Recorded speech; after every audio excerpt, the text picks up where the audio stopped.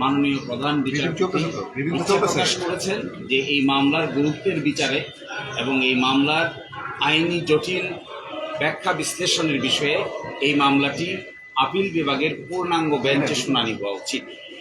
এবং এখন যে বেঞ্চে মামলাটি শুনানি উঠেছিল সেখানে 4 সদস্যের বেঞ্চ, কিন্তু আপিল বিভাগে এখন বিচারক আছেন সব মিলে 7 জন।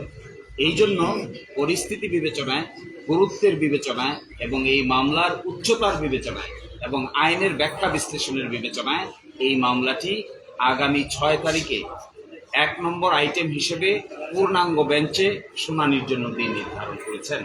এর পিছনে মূল কারণ হলো যে মামলার আগের রায়কে আমরা চেঞ্জ করতে চাচ্ছি, সেই রায়টি দিয়েছিলেন 5 সদস্য বিশিষ্ট বিচারপতি ঠিক মনে করিয়েছেন।